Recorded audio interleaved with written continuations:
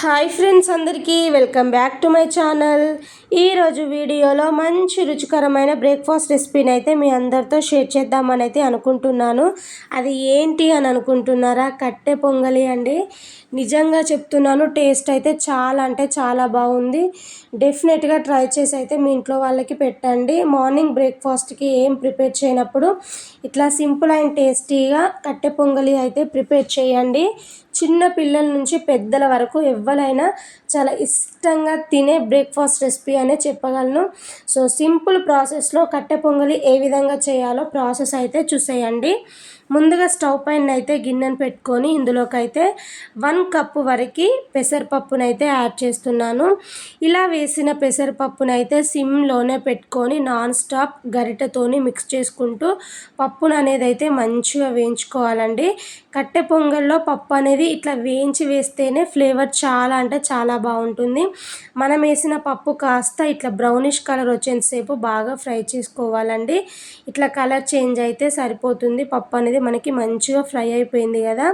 ఇప్పుడు stove off చేసుకొని అయితే ఈ పప్పునైతే ఇంకొక గిన్నెలోకి అయితే ట్రాన్స్ఫర్ చేసుకుంటే సరిపోతుంది. నేనైతే 1 కప్పు పెసరపప్పు తీసుకున్నాను. అదే కప్పుతోని సేమ్ కప్పు 1 కప్ రైస్ తీసుకుంటున్నాను. ఈ రైస్ వచ్చేసి అయితే నేను రేషన్ బియ్యం వాడుతున్నానండి. కట్టె పొంగల్లో ఏంటంటే రేషన్ బియ్యం వాడితేనే మంచిగా ఉంటుంది టేస్ట్ అయితే. ఇన్ కేస్ మా దగ్గర రేషన్ బియ్యం లేదన్న వాళ్ళు మనం నార్మల్గా ఇంట్లో యూజ్ చేసుకునే బియ్యం అయినా పెట్టొచ్చు. బట్ వీలైనంత వరకు రేషన్ బియ్యమే యూజ్ చేయండి. నార్మల్గా యూజ్ చేసుకునే రైస్ పెడితే ఏంటంటే మనకి చల్లారే కొద్దీ కొంచెం పుల్లలుగా అవుతుంది. అదే రేషన్ బియ్యం అయితే కాస్త మనకి పొంగలి అనేది మెత్తగా ఉంటుందని చెప్పేసి అయితే నేను ఇక్కడ రేషన్ బియ్యాన్నే తీసుకున్నాను. సో ఇలా వేసిన పప్పును రైస్ను ఒక 2 టైమ్స్ అయినా కానీ నీట్గా వాష్ చేసి అయితే ఇందులో వాటర్ అనేది లేకుండా చూసుకోండి. ఎక్స్ట్రా వాటర్ ఉండకూడదండి. సో ఇప్పుడైతే ఇది పక్కన పెట్టేసుకోవాలి. ఇప్పుడు స్టవ్ పైన అయితే కుక్కర్ని అయితే పెట్టేసుకోవాలి. నేను ఈ ప్రాసెస్ అంతా కుక్కర్లో చేస్తున్నాను. నెక్స్ట్ ఇందులోకి అయితే 1 స్పూన్ వరకు నెయ్యిని అయితే యాడ్ చేసుకొని నెయ్యి మంచిగా కరిగిన తర్వాతకి పప్పు అండ్ రైస్ని అయితే యాడ్ చేస్తున్నాను. ఫ్లేమ్ అనేది సిమ్లోనే పెట్టుకొని 2-3 నిమిషాల పాటు అయినా కానీ బాగా ఫ్రై చేసుకోవాలండి. ఇలా నెయ్యిలో ఫ్రై చేయడం వల్ల ఏంటంటే కట్టె పొంగలి టేస్ట్ అనేది చాలా బాగుంటుంది. సో మనం పప్పు అండ్ రైస్ వేసినప్పుడు కొద్దిగా వాటర్ పడి ఉంటుంది కదా, వాటర్ అంతా ఎగిరిపోయేంత వరకు ఇట్లా ఫ్రై చేసుకుంటే సరిపోతుంది. ఏ కప్పుతోనైతే రైస్ పప్పు తీసుకున్నానో ఇప్పుడు అదే కప్పుతోనైతే నేను వాటర్ అనేది అయితే వేస్తున్నాను చూడండి. సో ఈ కప్తోనే వేస్తున్నాను. 1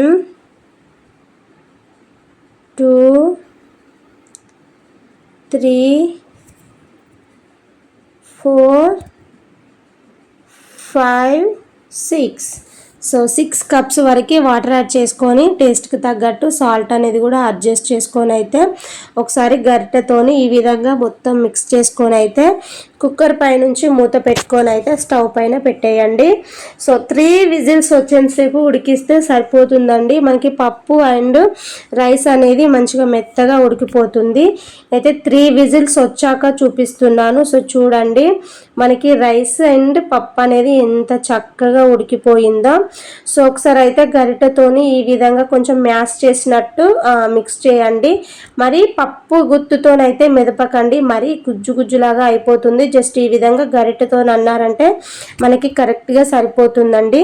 సో ఇప్పుడు ఇందులోకి అయితే 1 కప్పు వరకు వాటర్ అనేది యాడ్ చేసి అయితే స్టవ్ పైన పెట్టేయండి.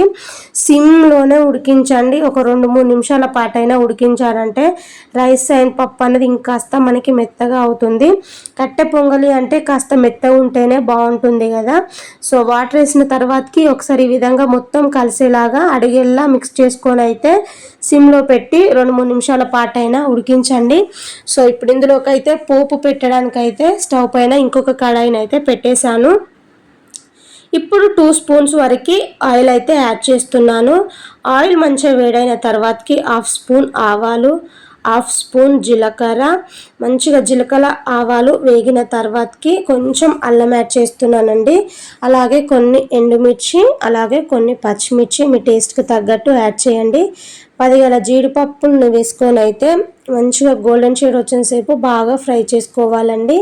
సో నాకేంటంటే పోపులో పుదీనా వేస్తే ఫ్లేవర్ చాలా ఇష్టం అన్నమాట, అందుకనే కొంచెం పుదీనా వేసాను. అలాగే హాఫ్ స్పూన్ వరకు మిరియాలు అనేవి కచ్చా పచ్చాగా దంచి యాడ్ చేస్తున్నాను. డైరెక్ట్గా మిరియాలు వేస్తే ఏంటంటే చిన్నపిల్లలు ఉన్నట్టయితే తీసి పక్కన పెడుతున్నారు, తింటలేరు అని చెప్పేసి అయితే ఈ విధంగా కచ్చా పచ్చాగా యాడ్ చేశాను అన్నమాట. ఫ్లేవర్ చాలా బాగుంటుంది, పిల్లలు కూడా తింటారని చెప్పేసి. సో ఇప్పుడు ఇందులోకి కొంచెం అంతా కరివేపాకు వేసిన తర్వాతకి, కరివేపాకు అనేది కూడా మంచిగా క్రిస్పీగా వేగాలండి.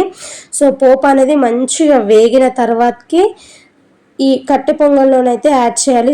చూడండి మనకి ఇక్కడ ఎంత మెత్తగా అయ్యిందో. సో ఈ పొంగల్లోకి అయితే ఇప్పుడు పోపునైతే యాడ్ చేసుకోవడమే. సో లాస్ట్లో ఇష్టం ఉన్నట్టయితే కొంచెం అంతా కొత్తిమీర ఆకును వేయండి, ఇష్టం లేదన్న వాళ్ళైతే స్కిప్ చేయండి. నేనైతే లైట్గా కొంచెం కొత్తిమీర కూడా వేసాను. ఐ హోప్ ఈ వీడియో మీ అందరికీ నచ్చినట్టయితే లైక్ చేయండి, షేర్ చేయండి, కామెంట్ చేయండి.